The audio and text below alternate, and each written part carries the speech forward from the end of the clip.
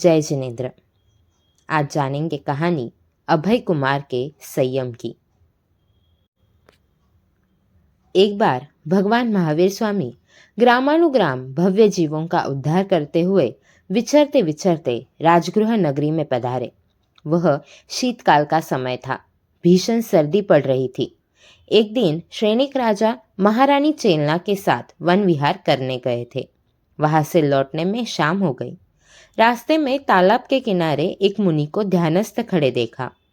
रात को नींद में रानी चेलना का हाथ रजाई से बाहर रह जाने के कारण अकड़ गया और उसकी नींद खुल गई।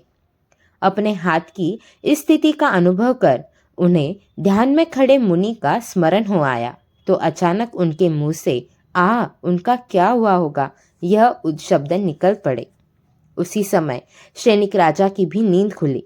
उन्होंने ये सुना तो उनके मन में रानी के प्रति अविश्वास उत्पन्न हो गया। प्रातःकाल भगवत वंदन को जाते समय उन्होंने अभय कुमार को आदेश दिया कि चेलना के महल को आग लगाकर जला दो, यहाँ व्यभिचार पलता है।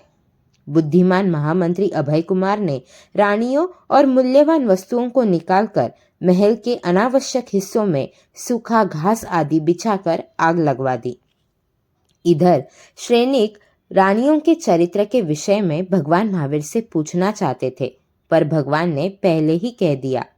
सम्राट श्रेणिक की सभी रानियां सतिया है और महाराजा चेटक की सातों पुत्रियां महासतिया है। प्रभु के इन वचनों को सुनकर श्रेणिक अपने आदेश पर पछताने लगे। अनिष्ट को रोकने के उद्देश्य से वे शीघ्र गति से महल की ओर लौटे। रास्ते में ही अभय कुमार मिल गया तो राजा ने पूछा, मेरी आज्ञा का क्या हुआ? अभय कुमार ने कहा, महाराज, आपकी आज्ञा का पूर्ण पालन हो गया है। मैं आपको सूचना देने ही आ रहा था। अरे मूर्ख, मैंने तो आदेश दे दिया, परंतु तुम्हारी बुद्धि को क्या लकवा मार गया था जो तुम थोड़ा भी विचार नहीं कर सके? खिन्नता युक्त क्रोध से राजा बोले। अभय कुमार बोला, फिर आपको बिना सोचे ऐसी आज्ञा देनी ही नहीं चाहिए थी। राजा क्या भंग का दंड तो प्राणों से हाथ धोना होता है, यह मैं अच्छी तरह से जानता हूँ। ऐसे उत्तर प्रत्युत्तर से राजा अत्यंत क्रुद्ध हुए। कोई अन्य व्यक्ति होता तो राजा उसको खत्म कर देते, परंतु पुत्र मोह से राजा ऐसा नहीं कर सके। क्रोधावेश में उनके मुंह से यह वाक्य निकल ही गया, जा रे अभय, जा, चला जा, यहाँ से चला जा, भूलकर भी पुनः मुझे अपना मुंह मत दिखाना। अभय कुमार तो इसी अवसर के इंतजार में था। अंधे को तो जैसे एक के बदले दो आंखें मिल गई। उसने विचार किया कि कहीं पिताजी को अपने वचनों का महत्व ध्यान में आ जाए और मुझे रोक ना ले, इससे पहले ही वे तो भगवान के चरणों में जाकर दीक्षित हो गए। महाराजा श्रेणिक ने जब महल और उसमें रहने वालों को सुरक्षित पाया तो उन्हें दूसरी बार भी अपने आदेश पर खेद हुआ। अभय कुमार जैसे चतुर, बुद्धिमान, योग्य और नीतिज्ञ मंत्री एवं पुत्र को उन्होंने खो दिया।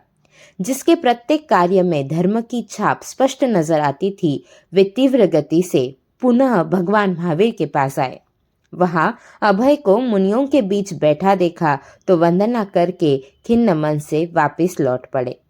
अभय कुमार मुनि ने 5 वर्ष विशुद्ध चारित्र का पालन कर अंतिम समय में विपुलगिरी पर्वत पर 1 मास का सल्लेखना संधारा कर काल मास में काल करके विजय नामक अनुत्तर विमान में अहम इंद्र बने। वहां से आयुष्य पूर्ण करके महाविद्य क्षेत्र में सिद्धि को प्राप्त करेंगे।